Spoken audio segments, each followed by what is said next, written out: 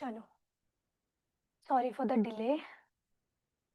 Good morning, good evening online बच्चों, जितने भी ऑनलाइन हो आप सब। ठीक है, तो कैसे चल रही है आप लोगों की क्लासेस? इतने सीरियस मूड में क्यों हो तुम लोग? अरे आप तो पहली वाली क्लास में भी हो ना, तो फिर डबल डबल फायदा। फिर आप फिर सेल पढ़ोगे, कोशिकाएं फिर करनी पड़ेगी मुझे। आप में से किसी ने पहले पटवारी का एग्जाम दिया है?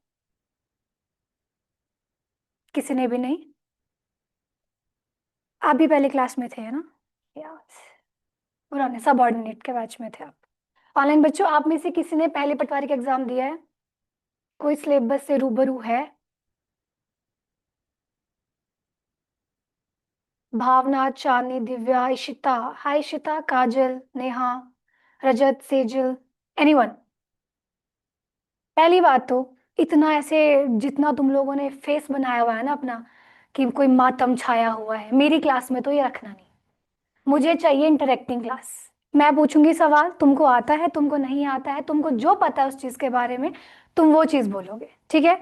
दूसरी बात ये कि मैं ये एक्सपेक्ट नहीं कर रही हूँ कि तुम लोगों को सब आता होगा, ठीक है? बट 10th तक तुम लोगों ने साइंस शायद पढ़ी होगी, ठीक है? शायद पढ़ी होगी थोड़ी बहुत, कुछ कुछ तो याद होगा। How many of you are from Hindi medium और इंग्लिश मीडियम? किसका जो है आपके पास साइंस बैकग्राउंड था? कौन नॉन मेडिकल, कौन आर्ट्स वाला है? आर्ट्स, मेजॉरिटी आर्ट्स है। नॉन मेडिकल मतलब साइंस के थोड़े से नजदीक हैं। और आर्ट्स, ठीक है। मुझे नहीं पता आपकी बाकी क्लासेस में क्या अप्रोच है, बट मेरी क्लास में आपकी ये अप्रोच कतई भी नहीं चलेगी कि आप बिल्कुल ऐसे चुपचाप बैठे रहेंगे। मुझे इंटरेक्शन वाली क्लासेस अच्छी लगती हैं, and I interact and I expect interaction from online and offline both. Okay, am I clear? चलो, ओके। देखो आपके पास जो है ये, अगर हम इस चीज की बात करें, किसकी? मैम ने स्लाइड्स खोली। अगर हम आपके पास इस चीज की बात करें, पटवारी के साइंस के सिलेबस की, जनरल साइंस आपके पास आती है, 3 डिवीजन उसमें होती हैं, physics, chemistry and biology. I am gonna start with biology first, ठीक है? उसके बाद हम केमिस्ट्री पे आएंगे, उसके बाद हम किस पे आएंगे? फिजिक्स पे आएंगे। जितने मैंने आपके क्वेश्चंस देखे हैं उसमें आपके पास फिजिक्स मतलब बायो से इतने मुश्किल सवाल नहीं रहते, इजी इजी से क्वेश्चंस रहते हैं, बट उसके लिए आपको पूरा सिस्टम पढ़ना जरूरी है, ठीक है? और रही बात आपकी केमिस्ट्री में, तो एसिड बेस और नॉर्मल पीरियोडिक टेबल, ये सब चीज़ें आपको करनी पड़ेंगी ही पड़ेंगी। हिंदी मीडियम, इंग्लिश मीडियम, मैं हिंदी मीडियम में बहुत अच्छी हूँ, आप लोगों को धीरे धीरे समझ में आएगा कि मेरी हिंदी कितनी अच्छी है। But what you have to appreciate कि I am trying for you all, ठीक है? मेरा नाम रवीना है, एंड मेरी ग्रेजुएशन यहाँ शिमला संजौली कॉलेज से हुई है। मेरी पोस्ट ग्रेजुएशन जो है शुलिनी से हुई है। Then I have done BEd from Annandale, and then I have done masters in English literature, and currently for the psychology I am again doing masters in psychology. Okay, खुद मैं एक aspirant हूँ, मैं इसी अकेडमी से पढ़ी हुई हूँ और काफ़ी टाइम से टीचिंग में हूँ, and I am comfortable with science and CDP, child psychology, ठीक है? You are not aware of that, ये टीजीटी जेबीटी वालों का थोड़ा सा वो है। ऑलराइट, किसी को भी कोई भी चीज़, किसी भी चीज़ में कंफ्यूजन हो तो कृपया करके मुझसे उसी समय there and then ask me. अगर मेरा ध्यान यहाँ पे नहीं है तभी मेरा ध्यान यहाँ पे जाएगा, डोंट वरी।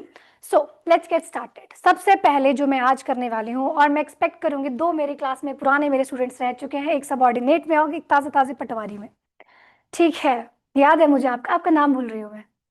आदित्य, हाँ। आपका क्या नाम है? दुष्यंत, ठीक है? दुष्यंत और आदित्य जी, एक्सपेक्टेशंस तो रख ही सकती हूँ, चलो ठीक है, बहुत पहले मिली हूँ आपसे, बट मिली तो हूँ इसी क्लास में, ठीक है? Okay, so we are gonna start with today. अभी मुझे पता नहीं है कि आपकी रेगुलर साइंस की क्लास होने वाली है कि नहीं, जस्ट अ डेमो क्लास, आप लोगों को अवेयर कराना कि कौन कौन से टीचर्स आपके पास हैं, किस किस तरह की अप्रोच आने वाली है। दूसरी चीज, अगर you are making notes, if you are not making notes please make notes, क्योंकि जब मैं अगली बार आऊंगी तो मैं ये सेल वापस से कोशिकाएं वापस से नहीं कर पाऊंगी, मैं आगे बढ़ूंगी उस चीज से जब भी ये क्लासेस आपकी शुरू होने वाली है, ठीक है? What you understand by cell? क्या समझते हो आप कोशिकाओं से? जाग जाओ, थोड़ा सा सो गए तुम लोग, उठो उठो। वेरी गुड बेटा, चाय coffee. Basic unit of life, anyone else? घड़ी का सेल, कैमरे का सेल, सेल ही सेल, क्या समझते हो सेल से आप? सेट, बेसिक फंक्शनल यूनिट, आप बोलो। कैसे functional unit? Cells are the fundamental entity of life. Okay Chandni ji, anyone else? आप बताओ दुष्यंत जी, आपको तो बताना चाहिए, आपकी तो। कैसे structure and function unit of life? देखो, सेल को हम हिंदी में क्या बोलते हैं? कोशिकाएं। ठीक है, कोशिकाएं आपके पास क्या आती हैं? Structural and functional unit of life. अभी मैं आपको इस चीज को डिवाइड करूंगी कि आपको structural and functional unit of life का क्या मतलब है यहाँ पे।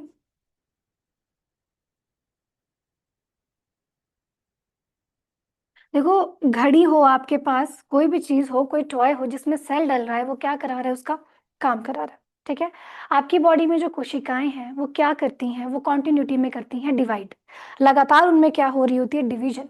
जो आप छोटे से बड़े हुए हो, जो आपके बॉडी का मास बढ़ा है, जो आपके ऑर्गन्स का साइज बढ़ा है, जो चीजें आपके पास इस टाइम, आपकी लेंथ है, ब्रेथ है, जो भी आपका स्ट्रक्चर है, वो किसने दिया है आपके पास? कोशिकाओं ने दिया। कोशिकाओं के डिवाइड होने पे, कोशिकाओं के भाग करने पर ही आपके पास क्या हो रहा है? आपका एक स्ट्रक्चर बन रहा है। और जो कोशिकाएं डिवाइड करती हैं उनको क्या कहते हैं? Somatic cells. ठीक है, जो आपके पास दो तरह के होते हैं, एलोसोम्स होते हैं, सोमेटिक होते हैं। सोमेटिक कौन से हैं? जो आपको क्या दे रहे हैं? आपके शरीर का आकार। ठीक है, स्ट्रक्चर का मतलब क्या आ गया आपके पास? कि वो डिवाइड कर रही हैं, उनका साइज बढ़ रहा है, आपका साइज बढ़ रहा है। जैसे आपका इस समय स्ट्रक्चर है, वैसा आपको स्ट्रक्चर नजर में आ रहा है। वो किसकी वजह से हो रहा है आपके पास? कोशिकाओं की वजह से हो रहा है। दूसरा, आपके पास जितने ऑर्गन्स हैं, जो आपके बॉडी पार्ट्स हैं, आप क्या कर रहे हो? उसमें फंक्शनिंग कर रहे हो, फंक्शन हो रहे हैं अच्छे से, प्रॉपरली फंक्शनिंग हो रही है। किस वजह से हो रही है? सेल्स की वजह से ही वो फंक्शनिंग हो रही है। इसलिए हम क्या बोलते हैं? सेल आपके पास, कोशिकाएं आपके पास किस तरह की यूनिट आती हैं? Structural and functional unit of life. आई बात समझ में इतनी सी? कोशिकाएं क्या है आपके पास? ऑनलाइन बच्चों, आप जिस तरह से आज दिख रहे हो, जो आपका लेंथ है, जो आपकी हाइट है, जो आपका ब्रेथ है, जो भी आपके पास सिस्टम, आपका स्ट्रक्चर है, वो किस वजह से है? जो आपको स्ट्रक्चर मिला है वो सेल्स के डिवाइड करने की वजह से है। आई बात इतनी सी समझ में? This is your cell. इस तरह से आपका क्या करता है? सारा काम। और इन केस अगर क्या हो जाए, आपके पास बहुत ज्यादा कॉन्टिन्यूटी में डिवीजन जो है ना, प्रोसेस है हर एक चीज का, अगर अनकॉन्टिन्यूस आपके पास डिवीजन हो जाए तो आपके पास कैंसर वगैरह होने के चांसेस ज्यादा रहते हैं। जैसे माइटोसिस, मियोसिस, सेल डिवीजन क्या है, आगे देखेंगे हम इस चीज को। ठीक है, दूसरी चीज, आपके पास सेल की डिस्कवरी किसने करी थी? बताओ।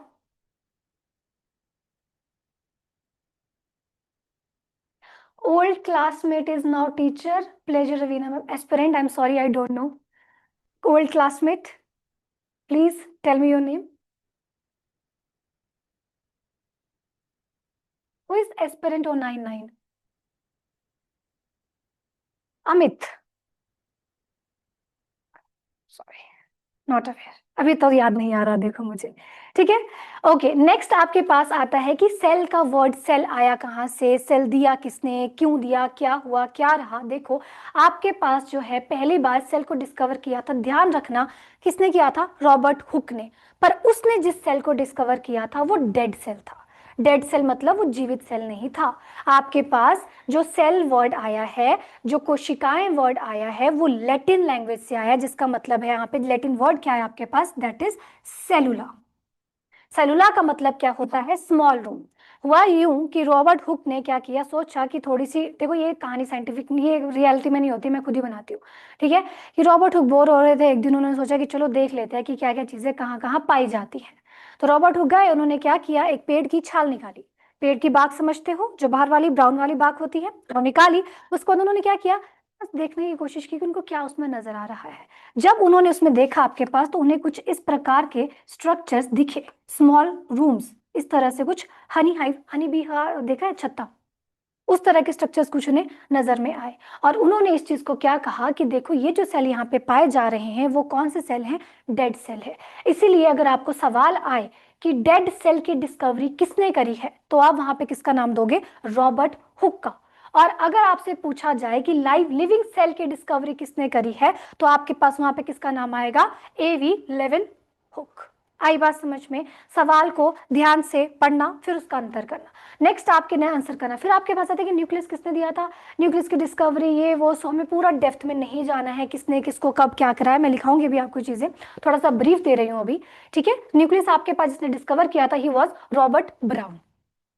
आपके पास सेल थ्योरी एक थ्योरी आती है जिसमें ये बताया जाता है कि प्लांट्स में जो सेल पाए जाते हैं उनको प्लांट सेल कहा जाता है, जो एनिमल्स में सेल पाए जाते हैं उनको एनिमल सेल्स कहा जाता है। तो वो थ्योरी आपके पास किसने दी थी? स्केल्टन एंड स्क्वान ने दी थी। ये आपके पास कुछ बेसिक फैक्ट्स आ जाते हैं सेल के ऊपर से। शुरुआत हम सेल से क्यों कर रहे हैं? क्योंकि आगे आगे जाके हमने ये चीजें पढ़नी है इलेबोरेशन में।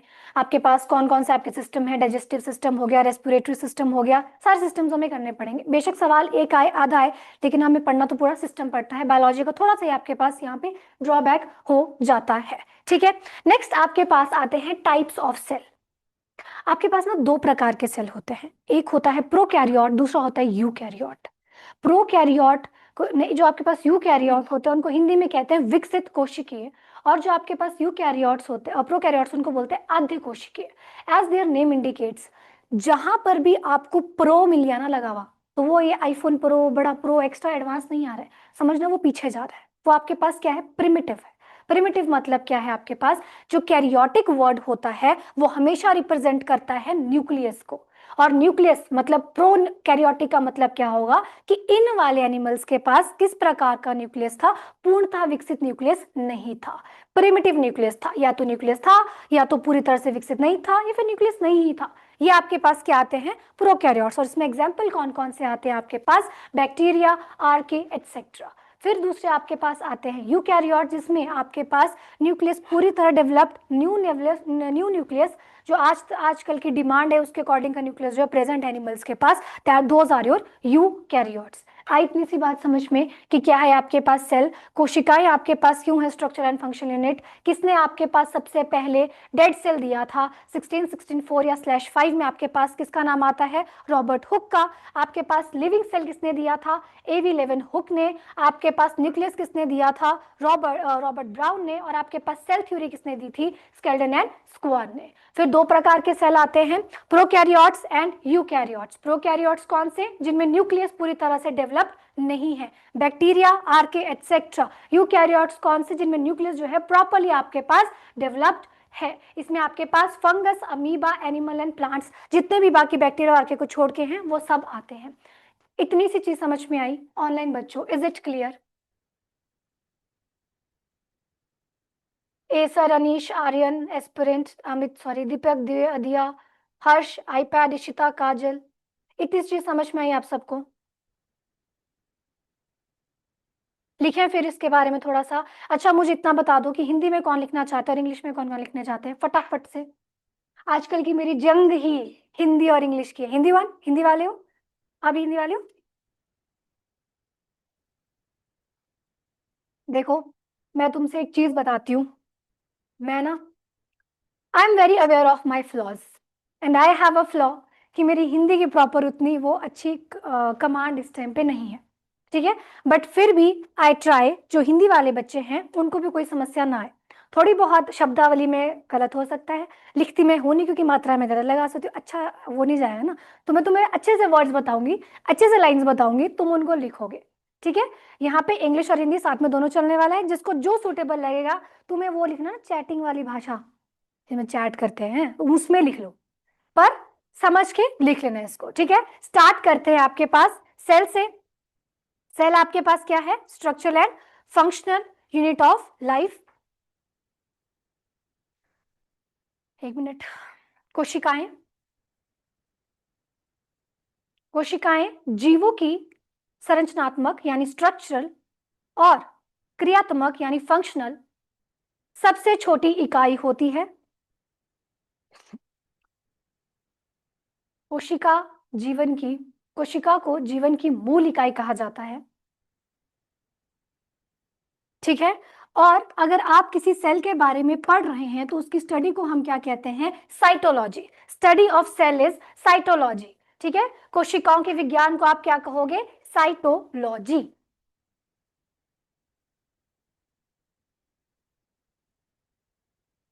Cell is the structure and function unit of life, study of cell is known as cytology. कोशिका जीवों की संरचनात्मक और क्रियात्मक सबसे छोटी इकाई होती है। कोशिका को जीवन की मूल इकाई कहा जाता है और इसके विज्ञान को कोशिका विज्ञान कहा जाता है। ठीक है, कहां से लिया गया है ये? दिस लैटिन वर्ड सेलुला, इसको ऐसे लिख लेना। इसको कहां से लिया है आपने? लैटिन वर्ड सेलुला, जिसका मतलब होता है स्मॉल रूम, छोटा कमरा।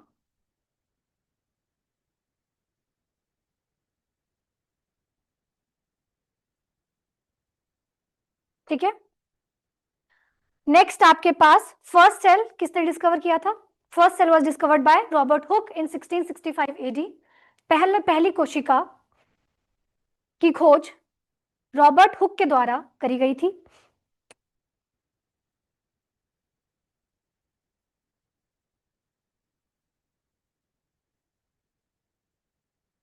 ठीक है। उन्होंने जो सेल देखा था आपके पास वो कैसा था? डेड सेल था। लिविंग सेल आपके पास किसने देखा है? एवी 11 हुक।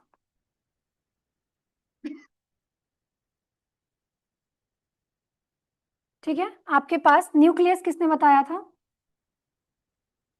Robert brown. प्लीज से इट आउट लाउड, सोना नहीं है बेटा, जाग जाओ। ऐसे कैसे पटवारी बनोगे? जागो जागो चलो। Nucleus Robert brown. और आपके पास जो सेल थ्योरी दी गई थी,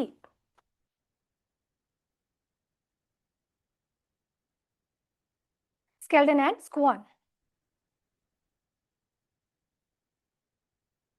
देखो आपके पेपर की मैंने जो अप्रोच देखी है ना पटवारी की, उनका ध्यान ज्यादातर डिस्कवरीज पे, वन लाइनर्स पे अभी तक तो यही रहा है। ठीक है। वो फैक्ट्स आपसे ज्यादा पूछते हैं, फैक्चुअल डाटा वो आपसे ज्यादा लेते हैं। तो जो आपके पास फैक्चुअल डाटा होगा, आपको हिंदी में इंग्लिश में जैसे लिखने आपके पास पूर्णता दिया जाएगा सामने सामने, आप उसको अपने अकॉर्डिंग जिसमें भी आप कंफर्टेबल हो वैसे आप कर सकते हो। ठीक है। आई बात समझ में इतनी सी, इसमें कोई किसी को वो नहीं होनी चाहिए। अब आपके पास आ रहे हैं टाइप्स ऑफ सेल्स, सेल्स के प्रकार, कोशिकाओं के प्रकार।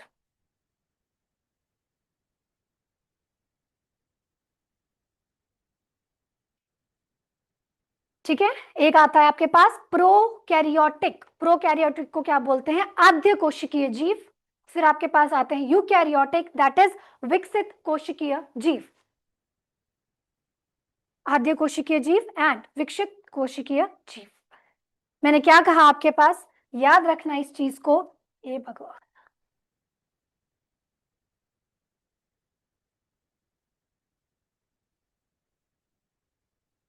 जो भी आपके पास, जिस भी वर्ड के आगे आपके पास प्रो लग जाएगा, आगे भी बायोलॉजी में जहां पर भी आपके पास प्रोकैरियोटिक लिखा हुआ आ गया, प्रो लिखा हुआ आ गया, तो बायो में उसका मतलब एडवांसमेंट नहीं है बल्कि प्रिमिटिवनेस है। मतलब जब स्टार्टिंग में आपके पास एवोल्यूशन स्टार्ट हुई, एवोल्यूशन होने लगी, तो आपको क्या लग रहा है कि आप सब ऐसे ही थे, इसी तरह का स्ट्रक्चर था? नहीं, धीरे धीरे इवॉल्व हुआ है। तो जो आपके पास स्टार्टिंग में चीजें आती हैं, जो प्रिमिटिव आपके पास आते हैं, उनके पास उतना सब कुछ खासियत में नहीं था।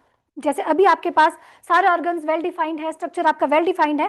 Earlier it was not that like that. तो उसमें क्या थी आपके पास? कुछ कुछ प्रॉब्लम्स थी या कुछ कुछ कमियां थी। तो जो आपके पास जब भी बायोलॉजी में प्रो वर्ड आएगा, तो याद रखना कि वो उतना वेल डेवलप्ड नहीं होगा हर चीज में। तो इसको आप क्या बोलोगे यहाँ पे? इट विल बी प्रिमिटिव, आद्य कोशिकीय जीव। कैरियोटिक जो वर्ड आता है, ये रिप्रेजेंट करता है आपके पास न्यूक्लियस। ठीक है। तो यहां पे क्या है आपके पास? Primitive nucleus. लिखो प्रोकैरियोटिक सेल्स में जिन केशिकाओं में सच्चा केंद्रक और जिन केशिकाओं में सच्चा केंद्रक और झिल्लीबद्ध कोशिकांग नहीं होते हैं, उन्हें प्रोकैरियोटिक कोशिका कहते हैं। अनडेवलप्ड और no nucleus and no nuclear membrane. जिन कोशिकाओं में सच्चा केंद्रक, ट्रू न्यूक्लियस, और झिल्लीबद्ध, अनडेवलप्ड न्यूक्लियस और नो न्यूक्लियस।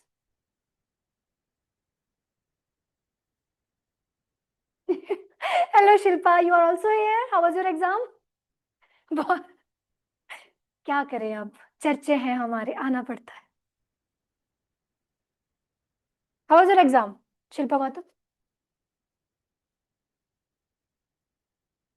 चलो, यहाँ पे आपके पास क्या आ रहा है? अनडेवलप्ड न्यूक्लियस और नो न्यूक्लियस। या फिर इसमें और क्या नहीं होगी? जब न्यूक्लियस ही नहीं तो न्यूक्लियर मेम्ब्रेन भी नहीं होगी। अभी मेम्ब्रेन अभी आपको मैं क्लियर कराती हूँ आगे थोड़ी देर में। नेक्स्ट इसके एग्जाम्पल लिखना, बैक्टीरिया। प्रोकैरियोट्स में बैक्टीरिया, आर्के, बैक्टीरियाज एंड आर्के।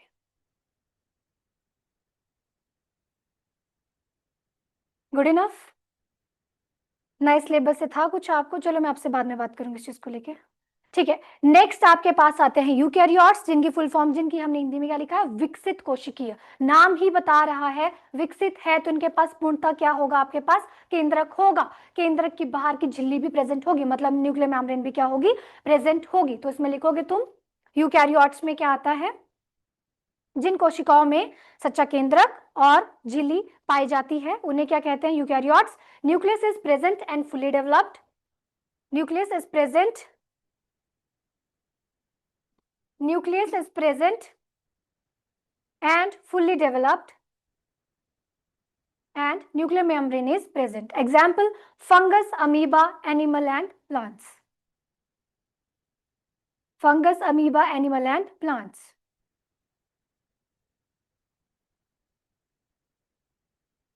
ठीक है, अब हम प्रोकैरियोट्स को ना उतना डेप्थ में नहीं करेंगे।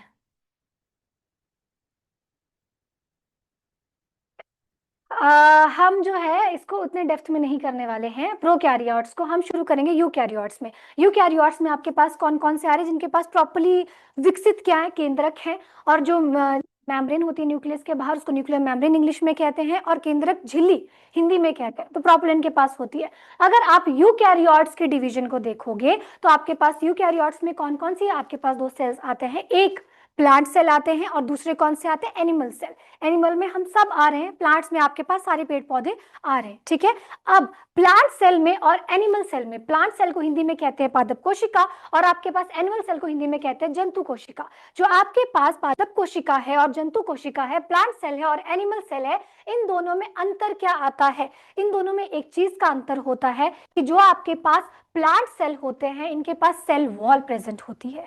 सेल वॉल आपके पास क्या जा रही है, कोशिका भीति। मान लो आपके पास ये कोई सेल है, तो सेल के बाहर एक वॉल होगी, इसको आप क्या बोल रहे हो, सेल वॉल या फिर कोशिका भीति कहते हो। तो प्लांट सेल जो आपके पास होते हैं, जितने भी आपको बाहर प्लांट सेल्स दिख रहे हैं, उनके पास क्या प्रेजेंट होगा, सेल वॉल। किसमें एब्सेंट होगी, एनिमल्स में। बहुत फ्रीक्वेंटली पूछा जाता है ये, बहुत फ्रीक्वेंटली, कि किसमें आपके पास प्रेजेंट होती है सेल वॉल, किसमें नहीं होती, क्योंकि तुम्हारा उतना हाई लेवल नहीं है साइंस का, तुमसे बहुत बड़े बड़े सवाल नहीं पूछने वाले, बहुत ऐसे छोटे छोटे सवाल ही पूछेंगे तुमसे। ठीक है, अब जो आपके पास सेल वॉल है, कोशिका भीति है, पहली बात तो ये सबसे आउटर मोस्ट लेयर आएगी किसमें, प्लांट्स में, और आपकी फंगस में, और बैक्टीरियाज में, आउटर मोस्ट। ठीक है, दूसरी बात, जो आपके पास प्लांट सेल है उनकी सेल वॉल किस चीज से बनी होती है, प्लांट सेल की जो सेल वॉल है वो सेलुलोज से बनी होती है, उसको हिंदी में भी सेलुलोज ही कहा जाता है। फंगस जो है उसकी सेल वॉल किसकी बनी हुई होती है, काइटिन की बनी होती है, उसको हिंदी में भी काइटिन ही कहा जाता है। और जो आपके पास बैक्टीरिया है उसकी सेल वॉल जो है वो पेक्टिन की बनी होती है। आपसे पूछा जा सकता है कि बैक्टीरिया की सेल वॉल किस चीज की बनी होती है, प्लांट्स की सेल वॉल किस चीज की बनी होती है, और आपके पास फंगस की सेल वॉल जो है वो किस चीज की बनी होती है। आई इतनी सी बात समझ में। अब एक चीज, जो एक मान लो एक सेल है, बिल्कुल सेल के बाहर कोई चीज, कोई वॉल, एक भीति प्रेजेंट है, तो क्या कर रही होगी ये, काम क्या होगा इस चीज का, करती क्या होगी आपके पास ये, ऐसी, भगवान जी का मन किया उन्होंने प्लांट के बाहर, प्लांट के बाहर लगा लिया थोड़ी सी सेल वॉल है। बताओ बताओ।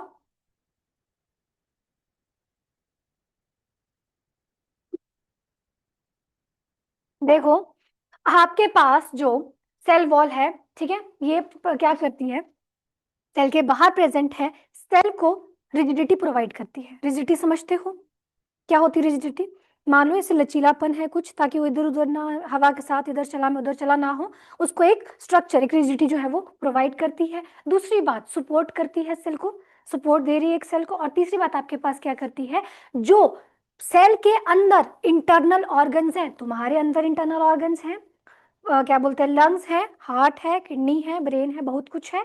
ठीक है, तो तुम्हारे पास भी बाहर एक स्ट्रक्चर जो प्रोवाइड कर रहा है। तो सिमिलरली सेल वॉल क्या करती है, जो भी चीजें आपके पास सेल के अंदर प्रेजेंट है उसको बाहर वाले एनवायरमेंट से प्रोटेक्शन प्रोवाइड करती है। ठीक है, दूसरी चीज और क्या करती है, जो सेल वॉल है ना, ये मतलब बिल्कुल बाहर है, तो गेट पे ही समझो, बट इसका काम ऐसा नहीं है कि ये सिलेक्टिवली किसी को अंदर जाने देगी। ये सबको आंदो आंदो आंदो करने देती है। मतलब ये आपके पास किस नेचर की आती है, परमिएबल। मैं आपको क्यों बता रही हूँ ये चीज, क्योंकि जो आपके पास सेल मेम्ब्रेन है वो सेमी परमिएबल है। सेमी परमिएबल का cell membrane is different thing, अभी सेल वॉल की बात हो रही है। सेल आपके पास जो मेम्ब्रेन है वो क्या करती है, वो आपके पास जो है जो चीज की जरूरत होती है उसी को अंदर आने देती है, फिर उसको बाहर भी भेज देती है, प्रॉपर एक बैलेंस बना के रखती है। आई बात समझ में इतनी सी। सेल वॉल क्या है, किसमें पाई जाती है सेल वॉल आपके पास, ठीक है। यूकैरियोटिक सेल्स की दो डिविजन्स क्या क्या आएंगे आपके पास, प्लांट सेल्स एंड, जो हम करने वाले हैं, plant cell and animal cell, पादप कोशिकाएं एंड जंतु कोशिकाएं। प्लांट सेल में क्या प्रेजेंट होता है, कोशिका भीति या फिर सेल वॉल जो है प्रेजेंट होती है। एब्सेंट किस में होती है आपके पास, वो एनिमल सेल में एब्सेंट होती है। नेक्स्ट, जो सेल वॉल है उसका काम क्या है आपके पास, पहली बात तो आउटर मोस्ट लेयर है किसमें, सारी प्लांट सेल्स में। दूसरी बात, बनी किस चीज की होती है प्लांट में, सेलुलोज की। और आपके पास बैक्टीरिया में किसकी बनी होती है, पेक्टिन की। और आपका फंगस में किसकी बनी होती है, काइटिन की। काम क्या करती है, रिजिडिटी प्रोवाइड करती है, स्ट्रक्चर प्रोवाइड करती है। सेल के अंदर जो जो आपके पास ऑर्गेनेलीज हैं उन ऑर्गेनेलीज को बाहर वाले एनवायरमेंट से बचा के रखती है। ये काम आ गया आपके पास किसका, सेल वॉल का। लिख लें अब इसके बारे में थोड़ा सा।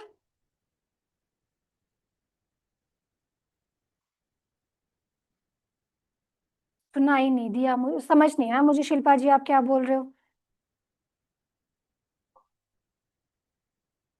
नहीं नहीं, शिल्पा तो टीजीटी की स्टूडेंट है, इसके लिए तो क्या ही फास्ट है, इसके लिए तो ये बहुत इजी इसी चीजें होंगी। आप लोगों के लिए फास्ट जा रही है, फास्ट जा रही है। बताओ, बताओ। सूली पे थोड़ा ना टंगा दूंगी, यहाँ से बाहर थोड़ी ना फेंक दूंगी, अगर फास्ट जा रही तो स्लो करूंगी ना। देखो मेरी बात सुनो मित्रों, कि तुम यहाँ आए हो कोचिंग लेने, समझ नहीं आ रहा है, फास्ट जा रहा है, स्लो जा रहा है, बहुत हिंदी हो रही है, बहुत इंग्लिश हो रही है, you have to say that to the teacher जो आपके सामने पढ़ा रहा है। तुम बाहर जाके बोलोगे उसका कोई सेंस नहीं बनता है, सामने खड़ा है teacher, there and then stop her, जो भी है आपके पास वहां पे बोलो। क्यों, क्योंकि पैसे कौन दे रहा है, तुम लोग। तो मॉडिफाई कौन करेगा, हम लोग। समझो इस बात को थोड़ा, ठीक है। ऐसे चुप रह के कुछ नहीं होता। अब कोई एक आधा बोल दे, फिर हिम्मत करके बाहर चार ग्रुप बना के मैम मैम फास्ट हो। ग्रोन अप्स हो, अडल्ट हो, अपने राइट्स के लिए अवेयर हो, हर एक चीज के लिए अवेयर हो, स्पीक अप, ठीक है। बट क्लास से रिलेटेड इधर उधर की बातें नहीं, है ना। समझे मेरी बात को। रिकॉर्डेड देखो, ये तो ना इनसे पूछना बाहर शिल्पा जी, इतना तो मुझे पता नहीं है, ठीक है। चलो, अब देखो मैंने आपको अभी अभी ये चीज थोड़ी सी चीज बोली, वापस चलते हैं। ये आ गया आपके पास विकसित कोशिकाएं, यूकैरियोट्स। इसमें हमने क्या किया, plant cell and animal cell. और अभी हमने किस चीज के बारे में देखा, सेल वॉल, जिसको हमने क्या बोला, कोशिका भीति। तीन चार काम है इसके, अलग अलग से बनी हुई है सब में, और कुछ नहीं है। तो लिखो फिर, cell wall is the outermost layer of plant cell, fungus and bacteria. कोशिका भीति, कोशिका झिल्ली के बाहर स्थित एक, कोशिका भीति कोशिका झिल्ली के बाहर स्थित एक कठोर, मजबूत और निर्जीव परत होती है। यह प्लांट सेल, पादप सेल, फंगस को क्या बोलते हैं हिंदी में, बताओ हिंदी वालों। कहाँ गया वो एक लड़का होता है पटवारी की क्लास में, उसको सब हिंदी आती है, तो जहां मैं फंस जाती हूँ तो मैं उसकी तरफ देती हूँ, तो मुझे अच्छे से पता है। ये बोलते हैं मैम, फंगस को फंगस लिख लो, और एनिमल सेल जंतु कोशिका, ठीक है। इनके बाहर की, सबसे बाहर वाली, आउटर मोस्ट। अगली लाइन लिखो, जो आपके पास प्लांट सेल है उसमें सेल वॉल, उसमें जो आपके पास कोशिका भीति है किस चीज की बनी हुई है, प्लांट सेल में ये बनी हुई है आपके पास सेलुलोज की। कोशिका भीति पादप कोशिकाओं में सेलुलोज की बनी हुई है। बैक्टीरिया में आपके पास ये बनी हुई है पेक्टिन की।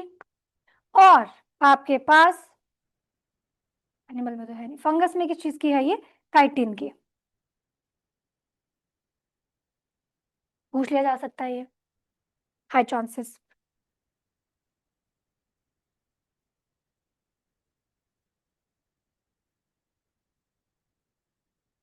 पपूंद, वेरी गुड हर्ष जी, बिल्कुल सही, ठीक है। अब किसमें एब्सेंट होगी सेल वॉल, एनिमल सेल में ये जो है एब्सेंट होगी। ये non living part of the cell है, याद करो, रॉबर्ट हुक ने एक डेड पार्ट देखा था, सेल एक डेड सेल को डिस्कवर किया था, तो उसने किसके बारे में खोज करी होगी? ही डिस्कवर्ड योर कोशिका भीति। ठीक है, नॉन लिविंग है। काम क्या होता है इसका? It provide rigidity and support to the cell. लिखो, it provide rigidity and support to the cell. यह कोशिका को आकार, सुरक्षा और मजबूती प्रदान करती है।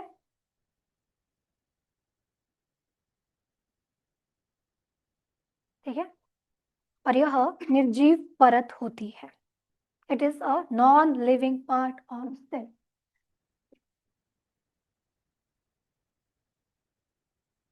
ठीक है जी, ये थी आपके पास क्या?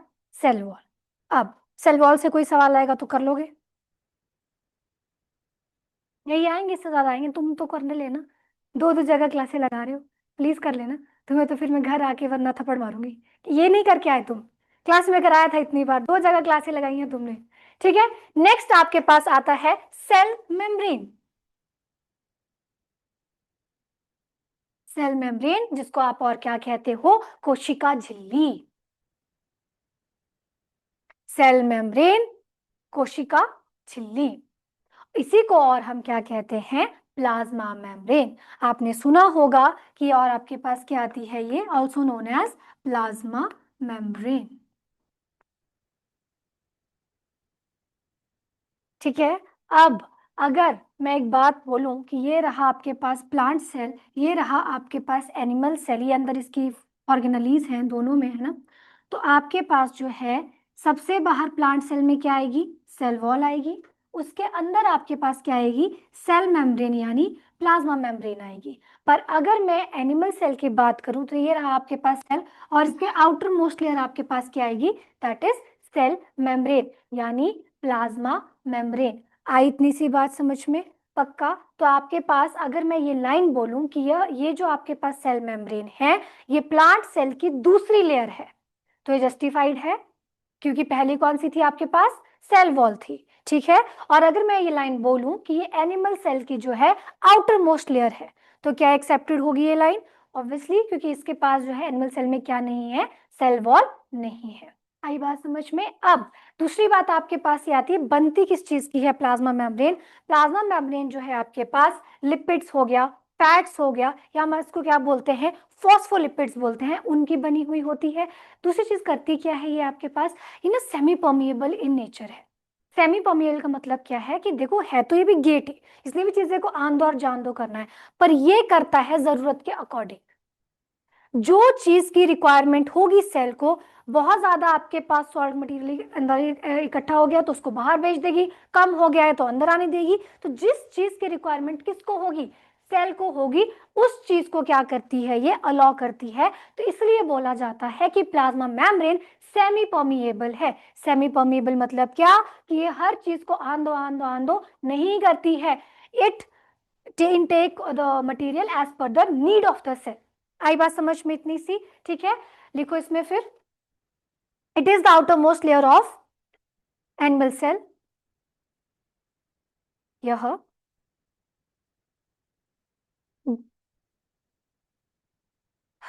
एनिमल सेल जंतु कोशिकाओं की सबसे बाहरी परत है। And it is the second layer in plant cell, fungus and bacteria. It is the second layer in plant cell, fungus and bacteria.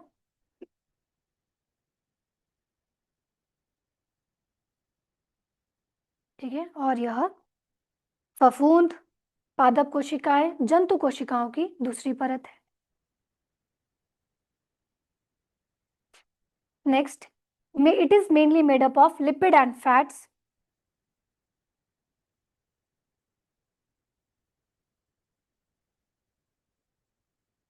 It is mainly made up of lipids and fats. यह lipids और fats की बनी हुई होती है। और कोशिका झिल्ली अर्ध पारगम्य प्रकृति की होती है। It is semi permeable in nature.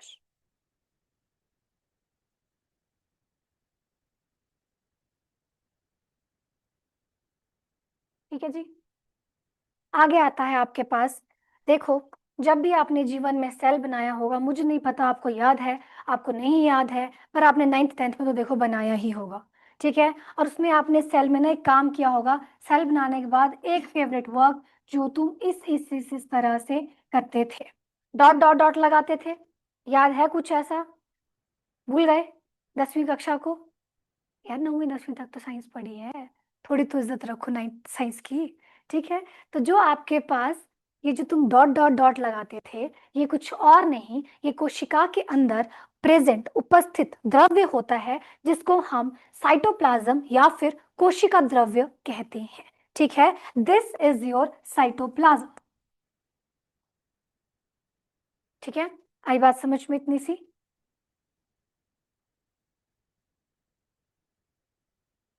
Which names?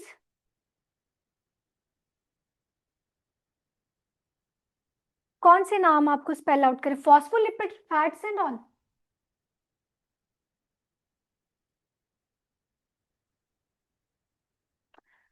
देखो, ये आप लिखो फॉस्फोलिपिड्स,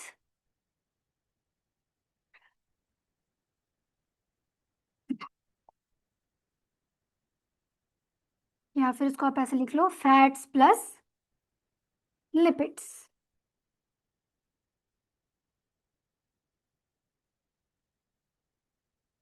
ठीक है जी। अब साइटोप्लाज्म आपके पास क्या है? कोशिका द्रव्य है। कोशिका द्रव्य, जो क्या द्रव्य तो समझ रहे हो तुम क्या होता है? क्या होता है द्रव्य? लिक्विड।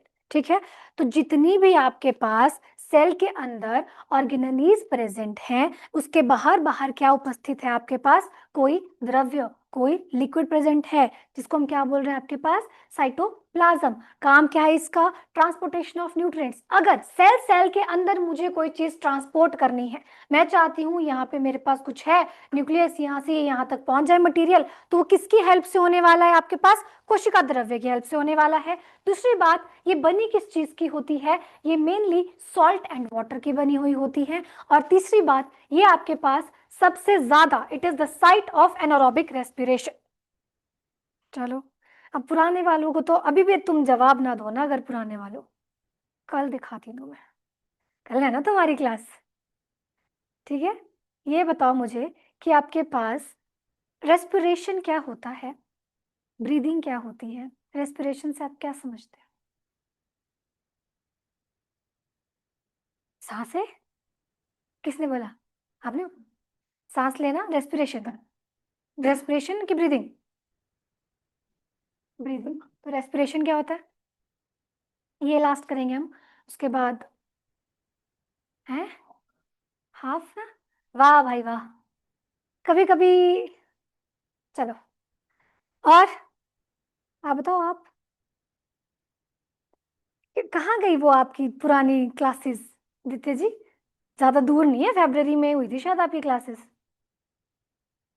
Exchange of gases. देखो, जो तुम सांस ले रहे हो उसको बोलते हैं breathing. Intake of air, outtake of x, जो आप बाहर छोड़ रहे हो हवा, वो आपके पास आती है ब्रीदिंग। पर जब तुम सांस लेते हो, मेनली तुम्हारे पास एक गैस जाती है, दैट इज, मतलब ऐसे तो हवा ही जा रही है, बट मेनली आपके पास किसका काम होता है? ऑक्सीजन का। क्यों होता है? क्योंकि वो ब्रेक डाउन जो आपके पास होता है एनर्जीज का, ब्रेक डाउन ऑफ फूड का, ताकि आपको क्या मिले? एनर्जी मिले, आपके पास ट्रांसपोर्ट होता है ऑक्सीजन का, दैट इज योर रेस्पिरेशन।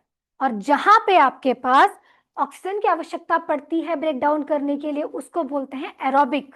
मतलब ऑक्सीजन की आवश्यकता है, उस चीज को टूटने के लिए ऑक्सीजन की आवश्यकता है, वहां पे कोई केमिकल प्रोसेस होने के लिए ऑक्सीजन की आवश्यकता है। अगर आपके पास क्या हो रहा है, ऑक्सीजन की आवश्यकता नहीं है, तो उस चीज को हम बोलते हैं एनारोबिक रेस्पिरेशन। और जो आपके पास एनारोबिक रेस्पिरेशन होती है, it takes place in the cytoplasm. ठीक है, अब मैं आपको एक चीज बोलती हूँ, जैसे जैसे आप एक्सरसाइज, जिम जुम तो जाती हो ने, जिम नहीं भी जाते हो तो किसी दिन कुछ बहुत महंगा काम में बहुत भारी काम करते हो ने, फिर आप लोगों को आपकी मसल्स में क्रैम्प्स आते हैं कि नहीं आते हैं? बोलते हैं ना कि क्रैम्प्स आ गए, दर्द आ गई, मसल पेन हो गई। क्यों होती है वो? क्योंकि जब आप कुछ काम कर रहे होते हो, जब आप कुछ एक्सरसाइज कर रहे होते हो, तो जो ब्रेकडाउन वहां पे हो रहा है एनर्जी के लिए, वो पूरा नहीं हो पाता है, वो आधा ही होता है। और वहां पे बनता क्या है आपके पास? Lactic acid. वही लैक्टिक एसिड है जो आपको मसल क्रैम्प्स देता है, वही लैक्टिक एसिड है जो आपको क्या करता है? पेन देता है। इसलिए हम क्या बोलते हैं कि गर्म पानी से नहा लो, सेक दिलो, ताकि जो आपके पास वहां पे ब्रेकडाउन की प्रक्रिया थी वो पूरी हो सके। ठीक है? जब भी आपके अंदर कोई केमिकल रिएक्शन हो रहा है, ब्रेकडाउन हो रहा है और ऑक्सीजन की उपस्थिति में हो रहा है, उसको कहा जाता है एरोबिक। और जहां पे ऑक्सीजन की आवश्यकता नहीं है उसको हम क्या कहते हैं? Anaerobic respiration. तो साइटोप्लाज्म आपके पास कौन सी रेस्पिरेशन का साइट है? एनारोबिक का। आई बात समझ में इतनी सी? ठीक है, तो इसमें लिखो cytoplasm is a complex fluid like substance. Cytoplasm is a complex fluid like substance mainly composed of salt and water. Cytoplasm कोशिका झिल्ली और केंद्रक के बीच पाए जाने वाला अर्धद्रव्य पदार्थ होता है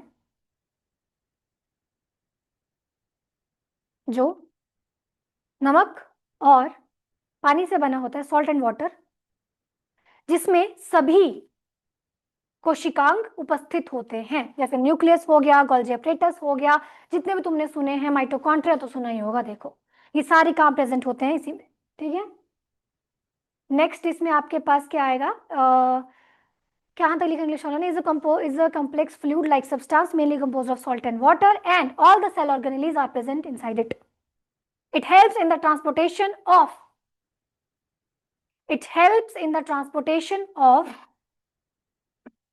nutrients within the cell. ठीक है, and it is the site of anaerobic respiration. कोशिका की अधिकांश जैव रासायनिक क्रियाएं साइटोप्लाज्म में होती हैं।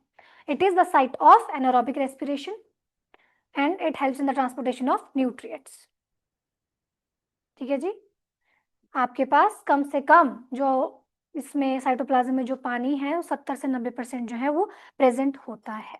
आई बात समझ में? ये था थोड़ा बहुत सेल के बारे में। अभी मुझे नहीं पता तुम्हारी क्लास कंटिन्यूटी में है कि नहीं है, खुद ही कुछ समय में पता लग जाएगा आप लोगों को और मुझे भी। ठीक है, तो हमने आज किससे शुरू किया है? आपके पास सेल से शुरू किया है। मैंने हिंदी इंग्लिश दोनों को, देखो मैंने पहले ही बोल दिया कि मेरे फ्लो है, थोड़ा बहुत समझ लेना। अब जो आज हमने किया है उसमें किसी को कोई डाउट, कोई चीज क्लियर ना हुई हो, anything you want to say, you want to ask, online बच्चों, ऑफलाइन बच्चों,